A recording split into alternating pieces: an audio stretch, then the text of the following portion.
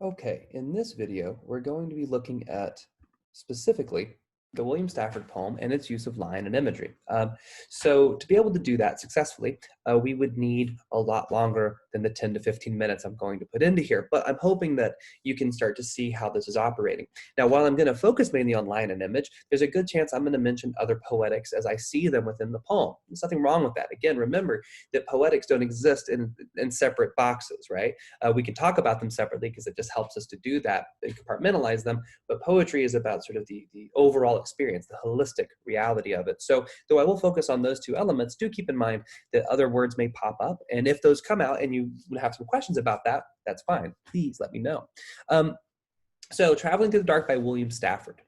So I'm going to go ahead and just read the poem, and then I'm going to come back and try to talk about how line and image maybe helps us understand the poem. So this says, traveling through the dark, I found a deer dead on the edge of the Wilson River Road. It is usually best to roll them into the canyon. That road is narrow. To swerve might make more dead. By glow of the tail light, I stumbled back of the car and stood by the heap, a doe, a recent killing.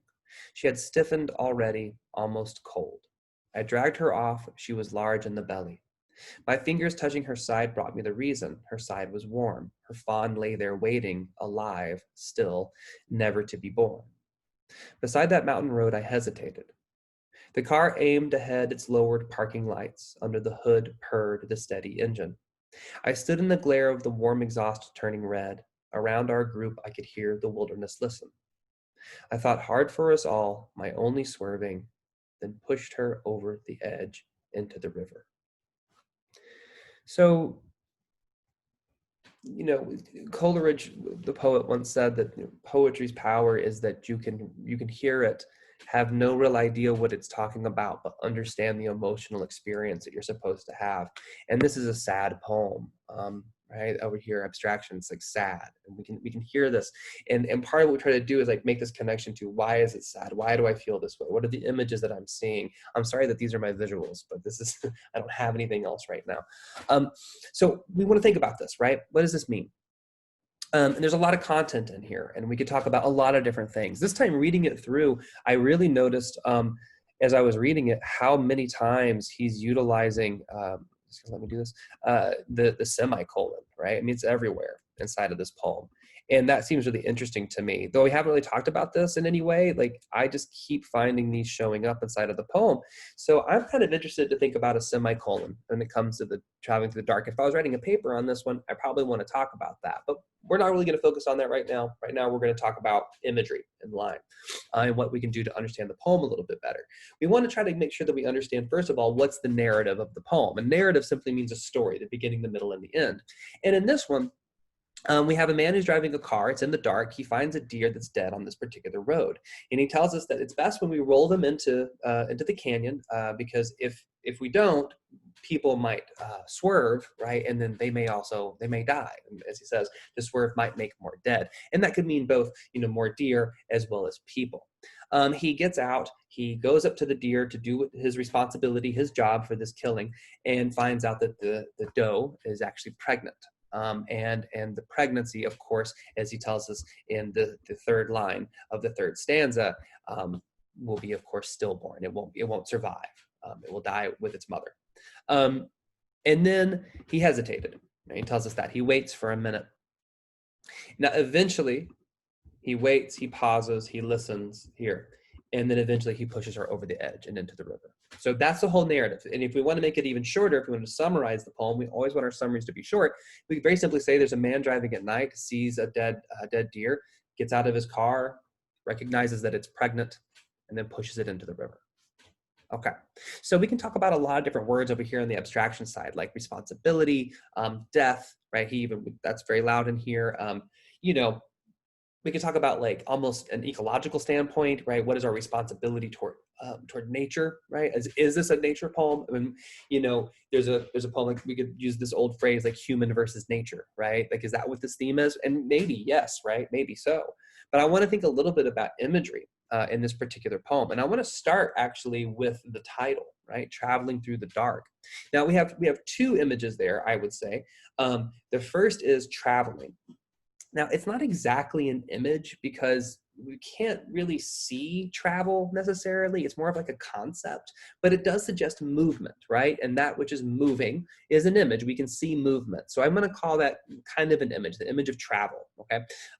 That's an important image. We can break that word down a little bit more when we analyze it. Like, what does it mean to travel? What does that conjure up for you? For me, it suggests a kind of like prolonged adventurous experience. Like I'm traveling, right? It's not like I'm just going home. I feel like if I'm traveling, I'm making big moves, right? Now the dark, you know, is in a very literal sense is an image of course, darkness, right? Meaning night, of course. But it also has in it sort of an emotional resonance too, right? To be lost, right? In the space, to be in the dark is another, we use that euphemistically, to be lost. So it's interesting because we have, and it's through, right? The preposition in between these is this idea of through, okay? And so it's somebody who is moving through this darkness, okay? In a very literal sense, he's driving at night. But the title isn't driving at night. That's an important distinction, right? The title is traveling through the dark. So we want to be specific, all right? I think it's a different poem if it's titled Driving Through the Night, okay? So we go right into the poem and it says, traveling through the dark, I found a deer, line 1. So if we just stop that poem, I'm trying to like cover it up on my screen, but I can't. But if you were just to see that one line, traveling through the dark, I found a deer. There's nothing really about that. We have the images of dark, we have eye, we have travel, and we have deer. So he gives us a lot of information in line 1 to think about. And then the very next line, the beginning of the very next line, he tells us what it actually is. My son's knocking on the door and saying, knock, knock. So that's pretty cute. So I found a deer, and then he tells us that the very next line is dead. Okay.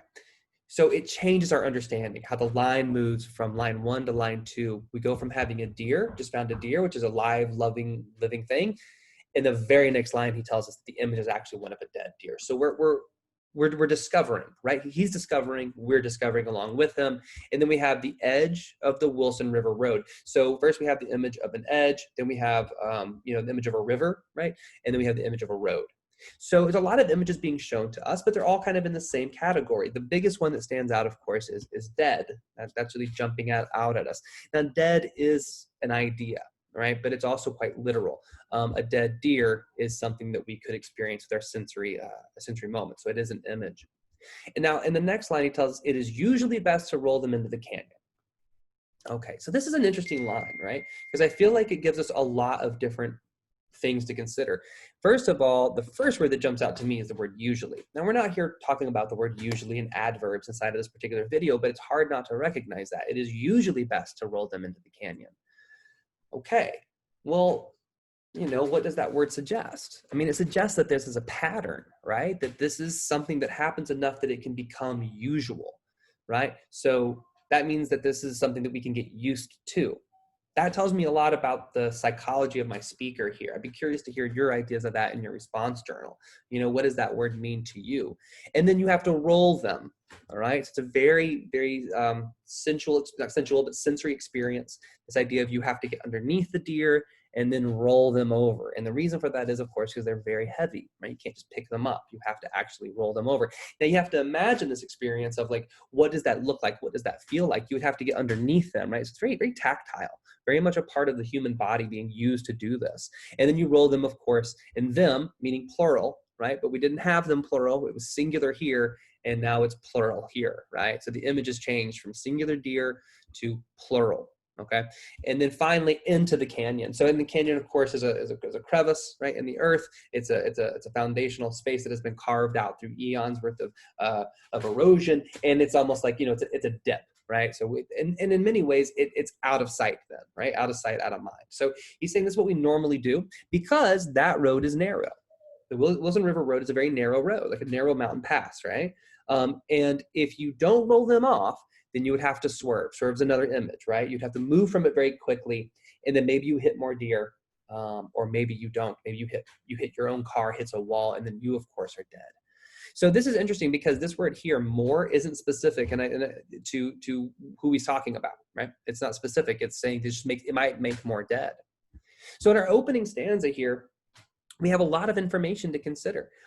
First of all, it's not just a poem about him finding one deer dead on the road. If it was, we wouldn't need these next two lines. But the next two lines tell me, as we go forward, that this is actually kind of common. It's common enough to be usual, and that the reason for it is, the reason that we need to do this move for rolling them over into the canyon is because it could hurt more if we don't. So now we're in this place of responsibility, dealing with this. Now we go into the next stanza. Notice too how this is an end of a thought, right? This is a period at the end of the stanza. So he's saying like this idea is done, right? The stanza is over.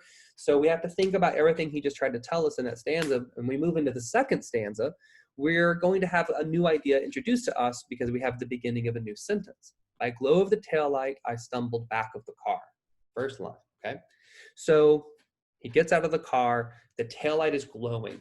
Now glow is one of these words, this is a great image. Because if you think about it out of context, right, that's a very positive word. Typically, right, it's glowing. She's glowing. He's glowing, right?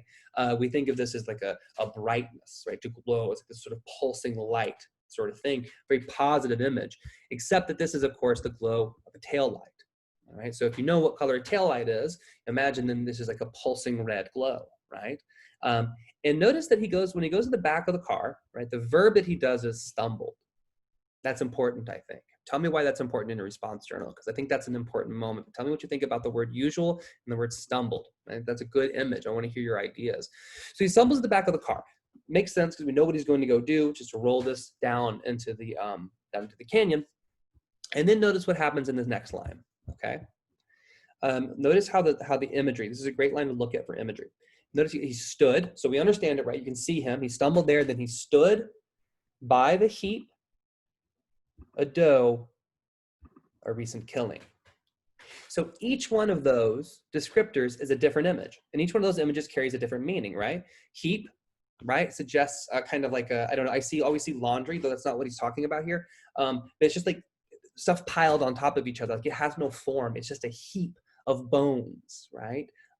Which is a really problematic way to think of something that was once alive and is now dead. It's just a heap. Right now he recognizes it for what it is, right? A doe. So now it has an identity, and it went from a heap of just sort of random amalgamation of dead to a doe. But then it gets its next understanding. It's a killing, not just any killing. It's a recent killing. So notice how the identity of this thing has changed the way he describes it with its imagery. And really what we're seeing, of course, is the psychology of the speaker trying to process what it is that he's looking at and what it is he's about to do. So which one do you think of these three makes it easier for him to roll down into the canyon? Maybe that has something to do with it. Maybe this is a poem about trying to deal with responsibility as he goes forward. So notice here, she had stiffened already, almost cold. Sorry, why I said that word like that. Short line, right? One of the shorter lines in the poem, not the shortest, one of the shorter ones. Shortest line in the stanza, right? So it's just saying like, get me to the end of this in the stanza. But what stands out to me in terms of imagery here is this, she. Now we know a doe is a female deer, right? So it makes sense if we gender it, then we call it a she. That's totally fine. But he just as easily could have called it, right? It had stiffened already, but he calls it a she.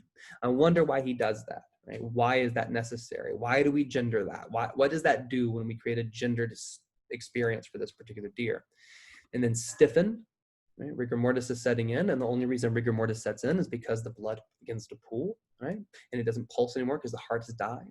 So she's now stiff, she's lifeless, already, and then almost cold. So there's still heat, her body heat's still there, but she's starting to cool down. Okay, so imagining all of this one. So if you take out this and this, right? This could be anything, any animal, any mammal, right? The way he's describing it. That process, by the way, of rigor mortis, this here, that's the same process you and I undergo, right? When we die, same exact process. There's something about that, I think, right? How the generality of this particular imagery is meant to incorporate and in many ways sort of inculcate both of us. Inculcate, not a right word. All right, most of you probably stopped watching by now. And then I dragged her off. She was large in the belly. And I'm going to stop the video here because I want you to be able to write a little bit about what you think is going on in this one. But notice the verbs, dragged, very visual, okay? Pulls her like this. You got to, she's coming behind him, okay? And she was large in the belly. So again, notice the use of her and she, that she has a belly, right? These are all human things, but they're not human things, they're mammalian, Okay, so how is he using imagery, do you think, to connect us to this particular deer, which is dead, which is something we typically drive by and don't think about? So that's a way that we can talk about how line and image, right? So notice like line here gave us an image to think about. I saw a deer, and how the next line, right, challenges that original understanding. So it's about challenging our understanding of an experience as a poem. We can draw that out, extrapolate that. And the way he's using imagery that we use for mammalian imagery that we tend to think of as being human, he's using it for this deer. And so therefore, it becomes a little bit more of a poem about our responsibility, all right, toward death. Okay. Now, there's obviously a lot more we could touch on, but this has already been a long video, and I want you to read the rest of this on your own so that you can respond to it in your journal. But thank you, and I hope if you have any questions or you want to follow up on any of these, don't hesitate to reach out, and I'll be more than happy to work with you. Good luck with it. Hope you enjoy the poem. Read it closely. Think about it.